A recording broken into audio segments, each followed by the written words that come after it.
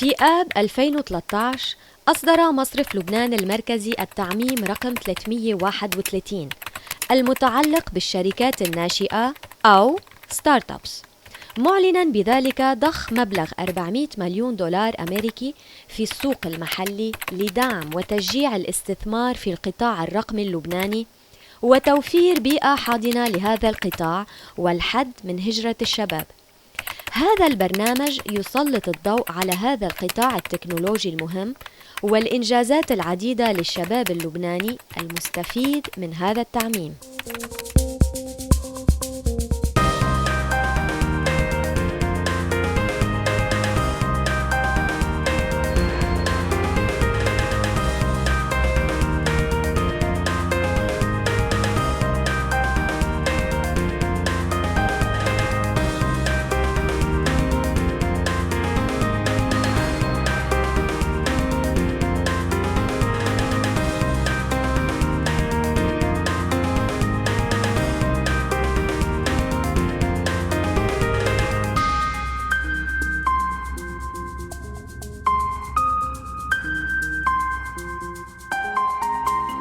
مرحبا واهلا وسهلا فيكم بحلقه جديده من ستارت اب تقريبا.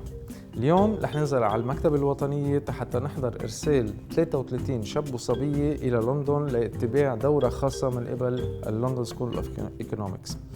لندن سكول اوف ايكونومكس او LSE عاده بيرسلوا 6 أو 7 شاب وصبيه بالسنه، هالسنه بيعطيني 33. كما انه رح نحضر بانل اوف ديسكشن لناس VIPs بمجال الستارت ابس وغير الستارت ابس كمان.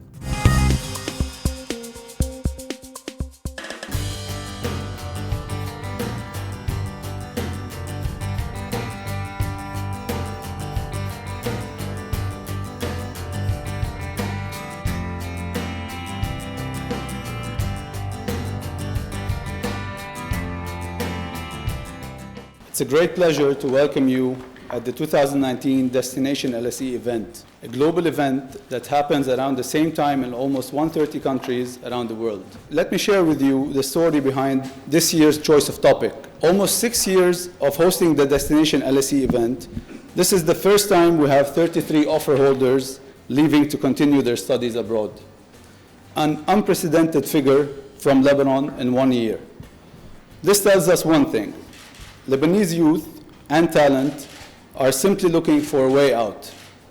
And sadly, the majority of Lebanese institutions have managed to terminate any signs of hope of serious reforms. One sector stands out, however, the technology sector. Estimated at 4.5% of the GDP, Lebanon can yet improve and meet regional pioneers such as Jordan, which has a tech sector estimated at 14% of GDP. With the support of the Central Bank of Lebanon via Circular 331, more than $400 million have been provided to launch an ecosystem of startups and supporting institutions. This has created the foundation for developing a knowledge economy in Lebanon based on a talented and well-educated human capital. I want to hand over the floor to Mr. Fouad Berjawi, who will be moderating a panel entitled Tech Reform and the Choice to Return. I would like to start by asking a broad question as to respond to the topic.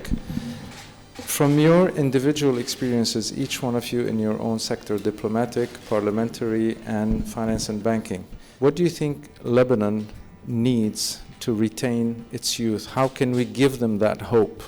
Because, I mean, the economy now is in kind of recession. The Circular 331 has done a lot for the tech sector, and there was a momentum building, but now we feel that it's kind of slowing down, not because of the technology, but because of the country's, the difficult times that we are going through. I will start with MP Nadim Jmail. First, thank you very much for joining, and thank you for inviting me. It's a great pleasure to be here. I personally believe that what is missing today in Lebanon to really grow the business in the business environment in Lebanon is trust. Trust from the people or investors toward the government, toward the institution, the public institution, toward the way of doing business.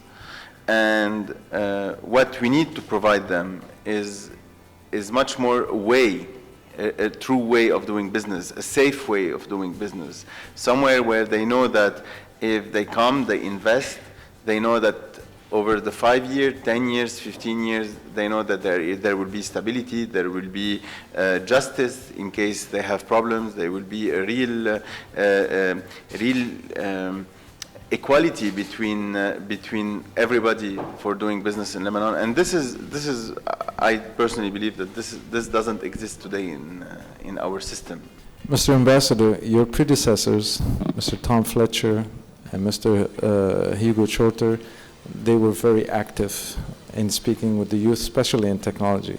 You haven't been in Lebanon for so long. Once you arrived, what have you discovered? First of all, let me also, since Nadeem has just said, say what a delight it is to be here this evening. You're right, I have predecessors who have been very active, particularly in the tech sector and with young people.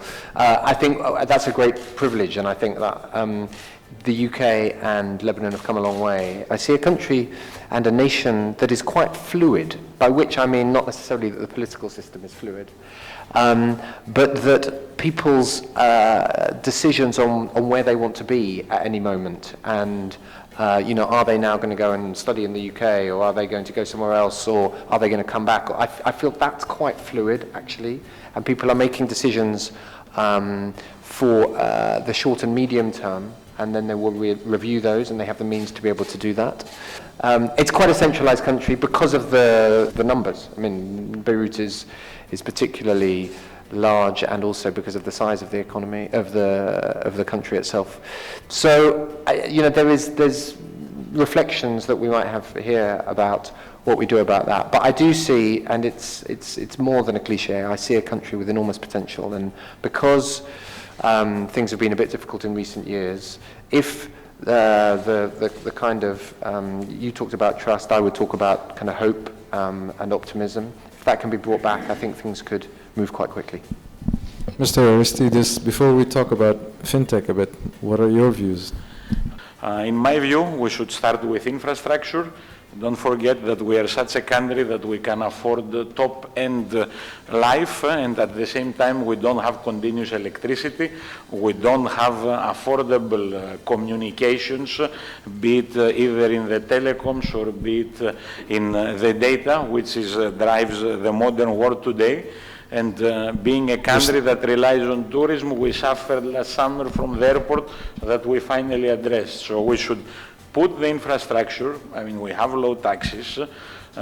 We could attract capital if it is at the right level and right opportunity. So all this talent could flourish located in Lebanon, not abroad. MP Nadeem Jumail, you champion Law 81 on e-signature and e-commerce transactions and so on. Where do you see, what was the motivation behind it? Is it because we needed somehow to identify ourselves digitally, or is it just the first door towards kind of an e-government where we would go, eliminate the ikhraj aid and ahwal shakhsiyya, these multiple procedures that we have to go through? Look, I personally believe that digital and IT is a must for everything. It's not only a must for government, for e-government. And actually e-government for me is not an objective by its end. The e-government should be a mean in order to implement more transparency, more governance, more interaction between the citizen and the public life. Unfortunately, until last September, any email that you sent, any document that you work on, which is Word or PDF or whatever, it was not considered as a support that can be used anywhere, should it be in front of the tribunals or in front of the government. So this law started 14 years ago, and I wasn't the one who initiated it, but when I headed the IT commission, I said it was a priority, because once you integrate this mentality, which is to make the government and make all the authorities accept that there is something that is called a virtual document or a digital document. Once you make them understand that there is something that is valuable as much as the paper, now you can start implementing all the other stuff, which goes to e-payment, which should start by e-payment. Then you go to e-government. Then you go to e-governance. Then you go to more transparency, etc. But this is a path that you have to go, and I believe that this law is the basement of anything we will need to do in the future. Because once you have the authority of the digital document, you can go wherever you want.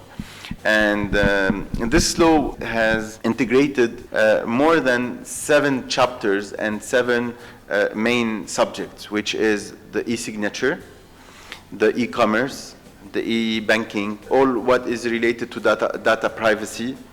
It has integrated also everything that is related to hosting servers and data log of data, and it has integrated also some few crimes, digital crimes or cyber crimes, and I think that this law was basic. That was really the basement of all what we will be doing, and now we're working with the HCP, with the government, with all our partners.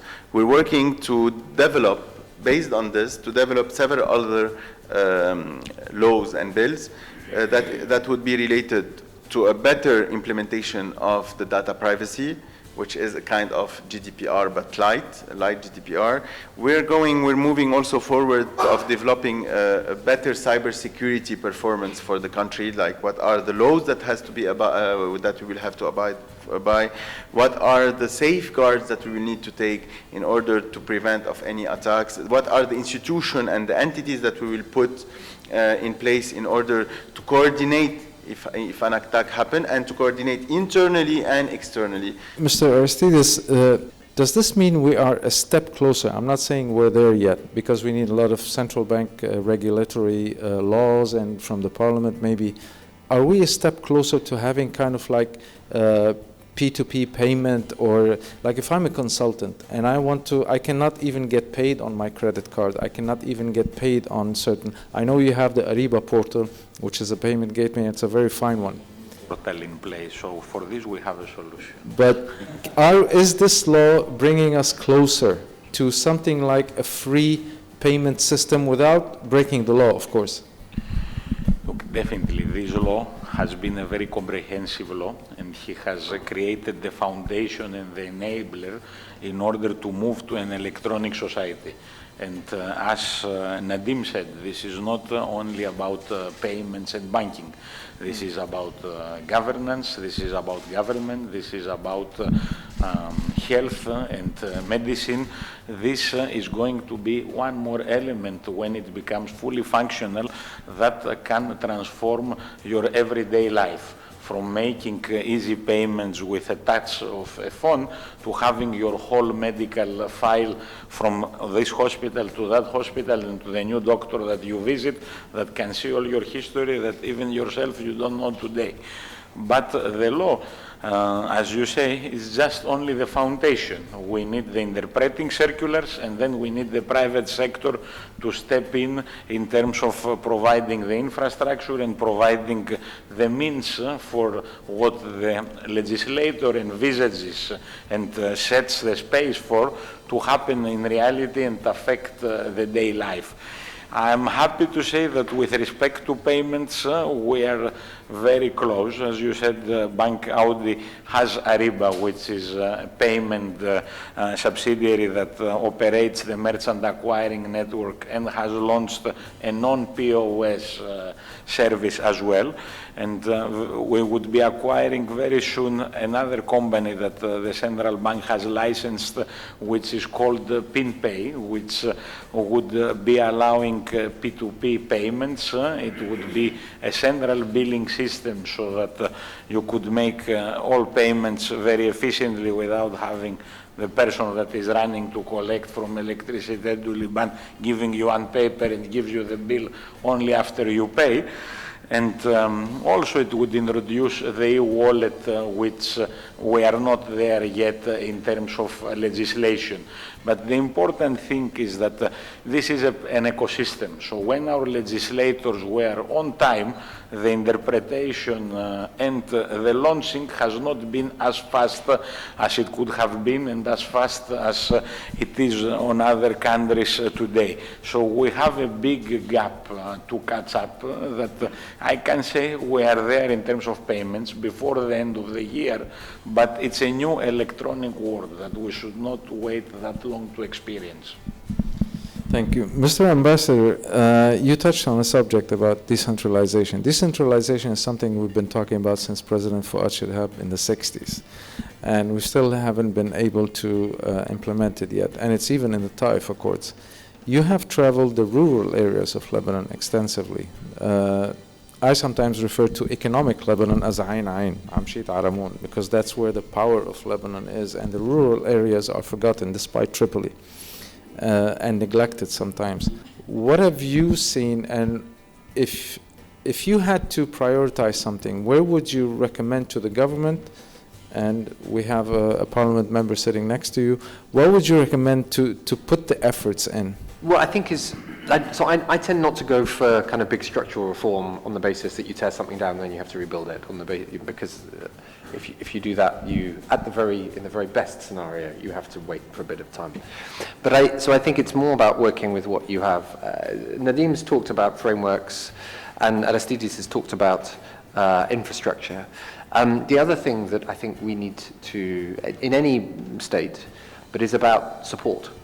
Incentives and support, and if you are, if you're sitting outside of Beirut, for example, and obviously Tripoli is quite a good example. I've spent quite a lot of time in Tripoli recently, and if you sit there, are you thinking about the kind of stuff that we're talking about? Well, probably not. And even if you're given the framework and the infrastructure, you're probably still not thinking about it. So you're going to need to have a little bit more active support and incentive to get involved. And that's not just Tripoli. There's plenty of other places that would be a bit like that. So I'm quite in the zone of how do you take forward some of the ideas that you can build on, some new ideas potentially, to say if you've got people, entrepreneurs, people who want to set up small businesses, people who want to see where they want to go in life, what is the way of making that job a little bit easier? So it's more about stimulating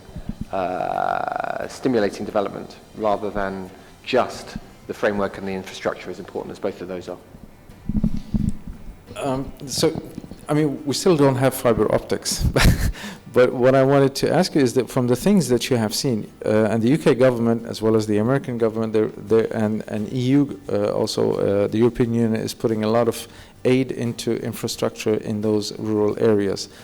How far have we gone, and how long do we still need to go? How far do we still need to go? So, if you take it outside explicitly of the tech sector and into the broader sector, we have a fantastic program that we and UNDP and various other donors provide called the Lebanese Host Community Support Program, where one of the things that we're doing is we're hearing what local communities want, and then we respond to it. So this week I was opening the regenerated port of Jiyah, and fantastic, but we're doing that rather than the state doing that. So there is obviously still a place to go. That is just one example that isn't to do with this particular subject, but I think there is more about at a local level the authorities being able to deliver those subjects. Mr. Aristides, I wanted to ask you something about cryptocurrency. I know we're very far away and it's too early to talk about it. If we need to regulate this, if we need to authorize it, I know that Singapore is now having its own, as a nation, they're having their own cryptocurrency. And Finland as well, they're adopting their own cryptocurrency. Facebook is having Libra. How do you see this? Do you see this as a threat to any country's national currency? Look, I would quote you what I heard last week in a conference I attended with Jamie Dimon, the chairman of JP Morgan. Somebody asked him exactly the same question, and he told him, are you changing your view that the cryptocurrencies are irrelevant? And he said, no, I'm not changing my view at all, because the only fundamental value of a cryptocurrency is what is the price that the next buyer is going to acquire for it. So it's a little bit like the tulip bubble back in the Middle Ages.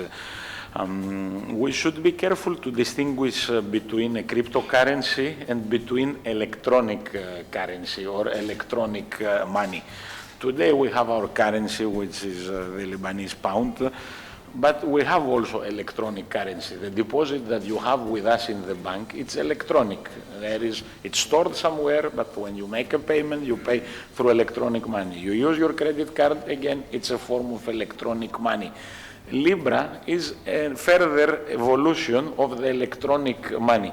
And note that they have been very careful to say that this is going to be something that is going to have a stable value and it's not going to be fluctuating. Nobody is going to sell you from a pizza to a car something for Libra if it doesn't know Libra has a stable value, or he can convert the Libra to a more acceptable mean of payments, which is the national currency of every country. So I would say that cryptocurrencies along the lines of Bitcoin and Ethereum and everything else, they are just, you know, a new item of, call it a fad, a little bit like the Banksy modern art, that he cuts it, but it worth a lot, although nothing is left from it.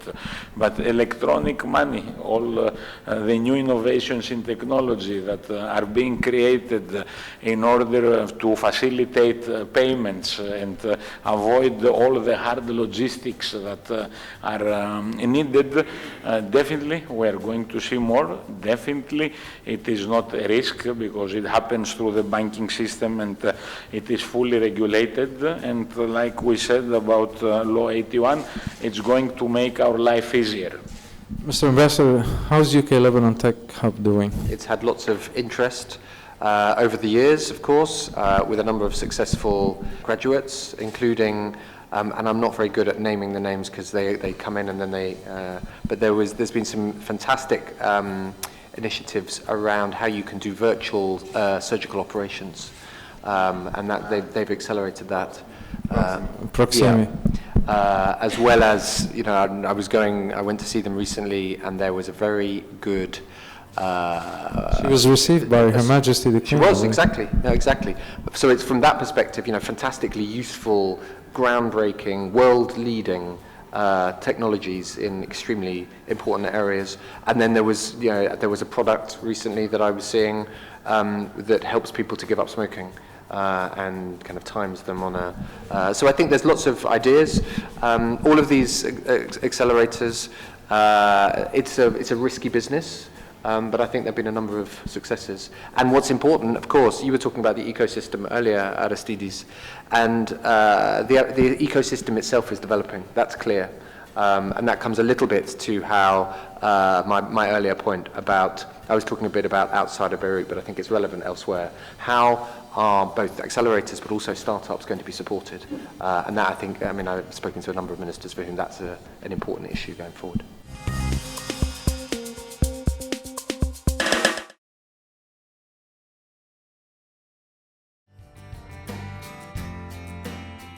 I would like to now open the floor for people who are present here to a Q&A session, if you would like to ask some questions to our guest. So now we'd like to open the floor for anyone who would like to ask a question. How are we going to compete when it comes to the future of youth immigration with what's being offered abroad? You know, now entrepreneurs would prefer to travel to London, to Portugal, even to Dubai, and where they have actual incentives for anyone with a startup with a bright idea to go there, and he has an actual incentive from the government or from accelerators to come and set up tax-free, even they get some free access to finance. What are we going to do to keep these, since we're talking about youth immigration, to keep them here? We can, as parliamentarians, pass bills, but at the end, the strategy of the state, it has to be put by the government, and we will be here to assist them. And I personally believe that Prime Minister Saad al-Hariri is very concerned about this subject and is doing his best to work on it. And I know the team that is working with him on this, they are very efficient, and hopefully that together, after like passing all this budget and having all this problem put aside, we will be able to tackle one by one all the subject and offer a better environment. Here I would like just to mention one point which is truly concerns me personally. I've been looking at the environment of the startups and all the creation, the new companies that are created. Most of them are like, I have an idea, I create a software or I create an app. But this is not only what we need in Lebanon. What we need in Lebanon is truly to go and make more deep R&D, research and development, integrate the universities in the way of in all the process of the startups. Because today, when you have universities assisting their student, assisting the new startup, the new entrepreneurship, it can create much more added value as new product, as new ideas, as new creativity. And this is not really what we're seeing in Lebanon. And I believe that there is something that can be done by law, but there is more things that can be done by procedures and by real awareness. And this is where I think we need to go in the next step. If I may, and infrastructure, of course. Mr. Ambassador. Yeah, I mean, I just wanted to pick up on exactly what Nadim's saying. I mean, ultimately, this is about a strategy. I mean, in reply to your specific question, people make their judgments in business and in life on the basis of a complex, set of different elements and different criteria. And I think Nadim's exactly right. You have to steadily improve in all of the different areas and try and change the balance so that people are making those judgments, and more people in the spirit of this are wanting to stay and to build their business here. And I'm quite sure that given a lot of the assets that I talked about at the beginning, that's possible here. I think ultimately you have to be led by a government-led strategy. I mean, that's obvious, within which framework, infrastructure, support that I was talking about, incentives, and something we haven't talked about yet, which is financing, which is obviously very important. High per capita availability of venture capital, but relatively low diversity of where that can come from. So, there's things that in different areas the government, supported by and stimulated by and pressured by both business and also, and to us to some extent, and certainly parliamentarians can work on. And the conversations that I have with ministers in the government suggests that they want to get onto this. If I may add on the issue of R&D centers, I've been calling for R&D centers for the past 4 years. But the problem is I've been doing a bit of digging on this, and I crunched a bit of numbers. For example, Oxford University in the UK, they get a budget of £500 million a year for R&D only. If you take Johns Hopkins University in the US, they get $900-something million just on R&D. In AUB here in Beirut, for the past 14 years, they got $54 million or something from local businesses. 14 years, 54 million. Oxford, 1 year, £500 million. So if you want to do R&Ds, yes, it is needed, but where are we going to get the money for it? R&D costs money. And you do an experiment, it fails. It's like money down the drain. Then you have to start over again. So where do we get the money for it, for R&D centers? Frankly speaking, I'm not here to judge the Circular 331 or anything, but the Circular 331 injected into the market 400 million. How many millions of those has been used for R&D? Okay, it's true, it has developed the sector, etc. But now we need to go somewhere else. And in our mentality in Lebanon, and I'm not just talking about startups, I'm talking about everything. Even if you take the restaurants, for example, the prices that are mentioned in the restaurants, it's just because the lifespan of the restaurant, and anyone who opened a business in Lebanon wants in 2 years to get his ROI and his return on investment and get and exit the business. Now, no one, and even though now the mentality of a lot of entrepreneurs and startup is like, okay, I have an idea, great, let's go and have the money. I want directly to get injected 50,000 or 1 million, and the banks are giving, and the VCs are giving, and everybody is giving money to these people. And suddenly you find yourself like, okay, I have a lot of money, let's do how I'm gonna do some money for myself, and then if the startup clashes or not, I don't really care. But today, the legal framework and the people who are legislating or putting the guidelines should get more and more interest, should give more interest to the startups to do their own R&D, to the university, etc. Now that we have injected and that we have created the environment, we need to shift it to somewhere else. I would like very much to subscribe to what Nadim said. It's not only about money in life, and we should not only be talking about what we don't have, we should be talking about what we have. We have American University on Beirut, which is a global name in the educational sector for 100 years now. Until 20 years ago, Cyprus didn't have its own university. 150. Now Cyprus is becoming a major destination. So we should focus on what we have. Generally, there is availability of capital, and we should try to work harder and drive more result with what we have, and all will come. Thank you. I noticed there's a lady who wanted, we need to shift the focus to ladies a bit. There was a lady who wanted to ask a question. Yes, please. I just wanted to say that in addition to the great initiative of SALT, there is another initiative in the government to amend the investment law number 360 of IDAL to give and to support tech companies by paying the social securities for up to 5 employees and for 2 years. I'm sure Sheikh Nadim is aware.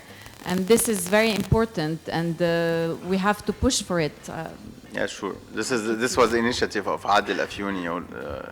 This is the one you're talking about. Yes, and it was mentioned in the ease of doing business, and it was supported. And I think the law is there, the IDAL, the institution is there to support this, and this could be a great push for the tech companies. Of course. Each one of you today had to motivate, to give just 2 words. You use 2 words to motivate the youth or the people that are abroad to come back and do business in Lebanon. What would be those 2 words?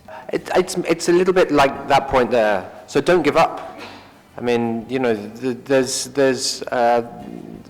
the country's going through a difficult period now. But this country and plenty of others have been through difficult periods in the past. So stay engaged, stay open. If a lot of these things that we've been talking about come to pass, then things can turn quite quickly. I think that I cannot fit it in 2 words, but I would refer to what was the opening welcoming speech at LSE back when I visited, I enrolled by Anthony Giddens, who was the director at the time. And basically he said that LSE, we don't learn how to live through the world. We learn how to change the world. So everybody should drive change himself and don't ask what the country is doing for him, but try to do something back for the country himself or herself. I would just say, I personally believe that we can do it.